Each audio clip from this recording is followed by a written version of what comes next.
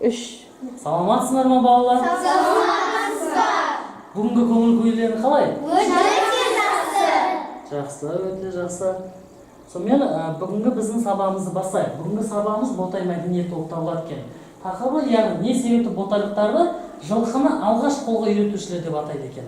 Бүгінгі сабағымыздың мақсаты бізде ежелгі адамдардың алғашқы кәсібін сипаттау болып табылады. Яғни бағалау критерийлері мен сіздерге үйде дайындалуға қосымша ақпараттар берген болатын. Сонымен ол мәтінді оқи келе қойылған сұрақтарға жауап беруіміз керекпіз. Сонымен қатар ботай мәдениеті туралы алған білімдері бойынша кем дегенде 5-10 сөйлемнен тұратын шағын әңгіме құрастыру. Солай болып еді. Қазір жұмыс жасаймыз. Бастау ретінде танымал ата-бабаларымыз 6000 жыл бұрын жылқының дәл осы жерге қол үйреткен. Ботай қонысында тағы қандай сыр жатыр? Тілшіміз әңгімелейді. Ұлты неміс болса да қазақ тарихын қопара зерттеп жүрген Виктор Зайберт Көкшетау археологиялық экспедициясының жетекшісі аңызға толы арқа төсіндегі талай құнды жәдігерлерді жарыққа шығарған. Көп жылдан бері табандап еткен еңбегі ботай қонысы. Бұл біздің дәуірімізге дейінгі 4000 жылға жатады. Ежелгі өркениет. Что такое Ботай? Сегодня Ботай это не просто. Ботай дегеніміз бір ғана ауылдың елді мекеннің немесе нысанның аты емес. Бүгінде Ботай археологияның бренді. Өйткені осы Ботай арқылы біз көпұлтты Қазақстанның сонау ежелгі тарих жылнамаларында адасып жүрген бастауын таптық. Мұны әлі талай жыл аянбай зерттеу керек. Осы уақытқа дейін әртүрлі 1000-нан астам көне жәдігерлердің қалдықтары табылған. Соның ішіндегі сүбелісі жылқы қаңқалары. Бұғанға кіріп отыр. Үкіметтің арнайы қаулысы шығып, 160 гектар жер Көкшетау ұлттық паркінің қарамағына өтті. Ал мынау Шалқар көлінің бойындағы ежелгі ботайлықтар тұрған үй. Тарихшылар түпкі негізіне қарап отырып қайта жаңғыртып шыққан. Тарихын білмегеннің болашағы бұлыңғыр. Ботай қонысы дала өркениетінің бастауында тұр. Дәл осы арада алғаш рет Төрттүйектің төресі жылқыны жүгендеп асауға ауыздық салған ата-бабаларымыз әлі қалай сырды қара жер қойнауына бүгіп жатқаны ақиқат. Өткен болатынбыз. Тастар не деп атайды? Сонымен мінекей бізде энолит дәуірі. Эномас литос тас деген мағынаны білдіреді екен. Сол бойынша сонымен Энолит дәуірі эномас литос тас деген мағынаны білдіреді. Алғаш қолданған металл мыс тас ғасыры. Тарихи құнды материал ботай қонысы. Торғай тобыл өзендерінің бойында Қостанай Ақмола облысы маңындағы энолит дәуірі орналасқан екен. Ботай қонысы жер атауына байланысты айтылған екен. Сонымен қатар бізде тағы мәліметтер берілген екен. Бұны яғни 20 ғасырдың 80 жылдарында зерттеген тарихшы Виктор Зайберт, жаңада видеода түсіндіре кетті. Сонымен 1990-95 жылдар не болды дейді? Зерттеуге шетелден ғылымдар таралды. Ғалымдар тартылған болатын, өте жақсы. 1998 жылы Құнды тарихи мәдени ескерткіш ЮНЕСКО-ның арнайы тізіміне енді. Сонымен қатар Мұқадас осы қай өңірде орналасқан дейді? Солтүстік Қазақстан өңірінде. Дұрыс, өте жақсы. Сонымен қатар қанша жуық тұрғын үйде табылған? Тұрғын үйде табылған. 158-ден аса, 160-қа жуық. Сонымен қатар мұнда көбіне табылған жылқының сүйектері дейді. Нешеге жуық жылқының сүйектері табылыпты? 70-ге аса табылған екен. Сонымен қатар өйелі қыш құмыралар, сосын тағы сонымен қатар жебе, найзаның ұштары табылған дейді. Өте жақсы. Бізде енді суретті бейнеленген. Біріншісі ботай мәдениетінің, яғни тұрақтары, екіншісі жылқының бейнесі, яғни жылқының үстінде адам кетіп бара жатыр. Бұл нені білдіреді? Жылқыны үйретілгендігі бойынша. Енді маған бірінші топқа тапсырма, яғни бірінші топ жылқыларды, екінші топтағы тұрғын үйлер бойынша, қоныстары бойынша айтып бересіңдер. Сонымен бірінші топ бастайық. Біз бұл суретте ботайлықтардың жылқыны көп қолға үйреткені, оның қысқаша былай айтсақ болады, жесет тамақ, мінте көлік, іші сусын бұл деп айтуға болады. Сонымен қатар қазу жұмыстары кезінде неше жылқының сүйегі табылып дедік? 70 мыңнан астам жылқы. 70 мыңнан аса жылқының сүйегі табылыпты. Сонымен қатар осы бізде қолда үйретілген жайлы нақты деректемесі кім айта алады? Олардың тістерінде ауыздық белгілері болғандықтан осы бізге археолог қазу жұмыстары кезінде олар қыш құмырадағы астынан бір қалған қалдығы табылған дейді. соны Ұлыбританияға жіберіп, оның сүт екенін анықтады. Жылқының сүті екенін анықтаған болатын. Өйткені ол жылқының сүті денсаулыққа да өте пайдалы болып табылады. Екінші топ бізге қоныс үйлері бойынша не айтасыңдар? Мұқалас.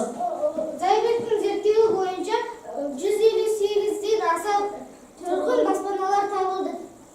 Олар пайда болған және де үйдің ішінде ортасында отын тұратын. Жалғастырады. Және оның астынан шұңқыр қазып бояқта азық-түлік сақтаған. Соны қосатын жалғастырады. Және олардың арасында қыш құмыралар, инелер және найзаның ұшы жебелер табылған. Өте жастар қосатындарыңыз бар ма?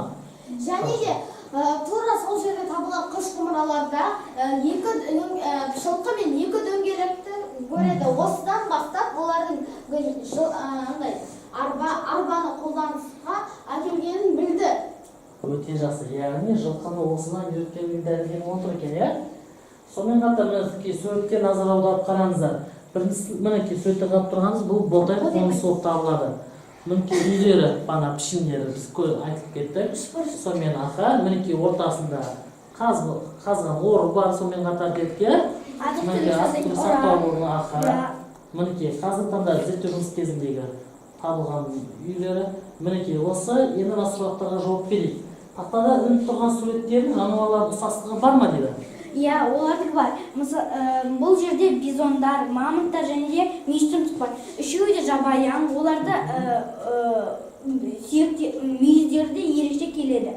Жылқы ол қазіргі таңда осы ботайлықтар алғаш қолға үйретушілер деп отыр. Бізде мұнда мамонт қазіргі таңда кездеспейді.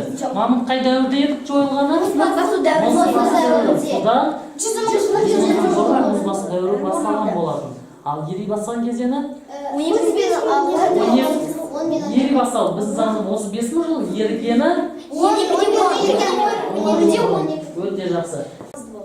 Сонымен? Жылқыны ботайлықтар оны асырады. Жылқы мінсе көлік, жесе тағам, ішсе сусыны болып табылады. Сонымен қатар терісін өзін не істеді? Киім пайдаланады. Сонымен қатар үйлерін қоршап отырған болатын. Мінекей қазір сіздер көріп отқан сурет мұндағы жылқының сүйектері. Сонымен қатар табылған артефактылар, яғни айталған. Мысалы, қазіргі адамдар зерттеп жүрген кезде ояқтан басқа нәрселер емес, именно андай керекті жылқының сүйектері табылған. Жылқының сүйекті, сонымен қатар керекті сол кездегі құрал саймандар табылды, тастан, мыстан жасалған. Бұнда біз металды ең алғаш мысты пайдаландық деді. Осы құралдардың ішіндегі мыстан жасалған құралдарды тапқаннан кейін олар алғашқы металл мысты игергенін байқады. Өте жақсы. Мінекей сол кездегі ботай қонысы міне табылған артефактысы болып табылады екен. Енді біз мен жұмыс жасасақ, неліктен ботай мәдениетін Мысыр тас кезеңіне жатқызады? Жауап бере алыңыз. Себебі бұл кезеңде мыс та тас та пайдаланған. Сонымен қатар мұнда табылған артефактылар бұлар біздің алдымызда 3000 жылдыққа жатқызылып отыр екен. Ал мыс тас дәуірі хронологиясы 3000 мен 1800 жылдың аралығын қамтиды екен. Виктор Зайбектің жетекшілігімен жүргізілген қазба жұмыстары бізге қандай мәлімет береді? Виктор Зайбектің жетекшілігімен жүргізген бізге жылқының ботайлықтар жылқыны қолға үйреткендігі туралы және де сонымен қатар олардың сүтін пайдаланады. Тағаға 70 мыңнан жылқының сүйектерін тапқан бізге мәліметтер беріп отыр, құмыраға сағаны. Ботай тұрамының табылған жәдігерлердің ішінен ғалымдардың қызығушылығын тудырған Қандай зат? Ағай, ботай қонысынан көбінесе жылқылардың сүйектері табылған. Өте жақсы. Мінекей, ендігі кезеңде ботай мәдениеті туралы алған білімдеріміз бойынша кем дегенде 5-10 сөйлемнен тұратын шағын әңгіме құрастыруымыз керекпіз. Топ бойынша қазір құрастырамыз. Сендер қоныстан алып. Иә, сіздер жылқының алдырсыңдар, қоныстан алып дұрыс. Тарихшы тобы мен археологтар тобы.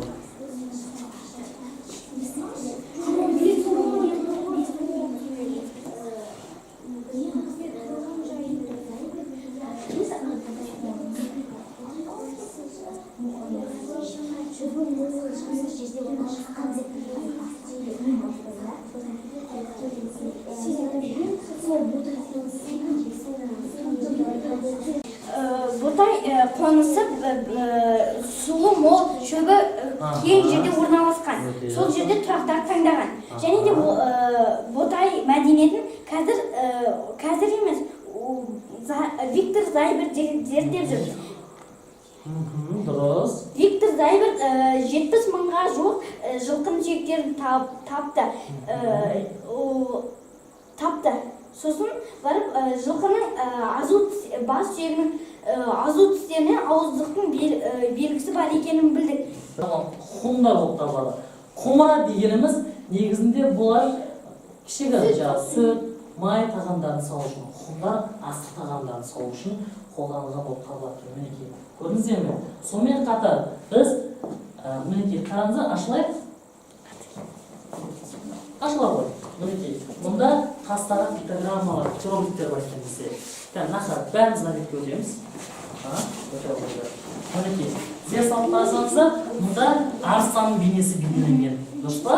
Мінекей, дене бітімі анық көрсетілген, сонымен қатар құйрығы жиырылған, мінекей арыстан екені. Соның үстінде атқардың бейнесі бейнеленген екен. Мінекей, сонымен қатар бізде мұндағы тасқа зер салып қарасаңыздар, мұнда тауешкінің бейнесін көруге болады. Тауешкі. Оның сақалы, мінекей, мүйізі, аяқтар, дене бітімі барлығы анық көрсетілген. Мінекей, сонымен қатар мұнда да түйенің суреттері, сонымен қатар диірмен тасы болып табылады екен.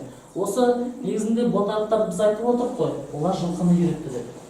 Ал біздің аққолында жаңағы суреттерімізде осы петроликтерге қарайтын болсақ, ботайлықтардан кейін біздікі негізінде тек қана жылқы емес, түйені үйретілгені бар. Тастар, бейнелер, суреттер бар екен. Түйені үйреткен, сиыр, жылқыларды үйреткендігі барлығы да анықтап көрсетілген екен. Осы бірі бізден мінекей, дәлменен бірі тауешкі болып табылады екен. Мінекей, құмыраларды да қараңыздар. Сонымен қатар мектеп тарихына да тоқталып өтейік. Осы туған жер бағдарламасы арқылы айта кеттік қой, өзіміздің мектебіміздің тарихында біріміз құнды болып табылады. Сонымен кішкене ашыламыз мінекей. Оқушылар, бұл ашылыңдар. Ашыл. Біздің мектеп негізінде 1987 жылы құрылған болатын. Яғни Байғұза Беспаев атамыз атауын осы мектепке береді. Яғни Байғұза Беспаев мінекей атамыз 1898 жылы Жамбыл ауданы Жасөркен ауылында дүниеге келген екен. Ұлы Отан соғысының ардагері болып табылады. Бұл кісі Ұлы Отан соғысы ардагері, Ұлы Отан соғысына бармастан бұрын мұғалімдік қызметін атқарған екен. Ауданымыздың алғашқы ұстаздарының бірі болып табылады бұл кісі. Ұлы Отан соғысына қатысып бұл келгеннен кейін де ұстаздық қызметін атқарып түседі екен. Мінекей, мектебіміздің тарихына тоқталатын болсақ, жаңа айтып кеткенімізде сіздерге Байғұза Беспаев атамыз болды. Одан кейін Атамбаев Абдрахман, Мұхиев Қадым, Сүлейманов Ақпан, Мүсірәлов Айдаралы, Ермекбаев Асан, Мадимаев Ертай, Кирилов, Мадиярова Салима Нұрғалиқызы болды. Қазіргі таңда кім директорымыз? Гүлнара дұрыс. Сонымен қатар бері қараймыз, мұндағы бізде берілген ең бірінші суреттегі Байғұза атамыздың, ашыламыз оқушылар, Байғұза атамыздың алған ордендер болып табылады екен. Екіншісіндегі мұны 1948 жылғы, 1975 жылдар аралығындағы мектептің, яғни Ильич атауы болған кезде, Ильич суреттерінің дәптер құжаттары мінекей. Барлығы да осында бізде көрсетілген. Сонымен қатар, Жамбыл ауданы Ильич бастауыш мектебінің тәжірибе учаскесінің планы дейді.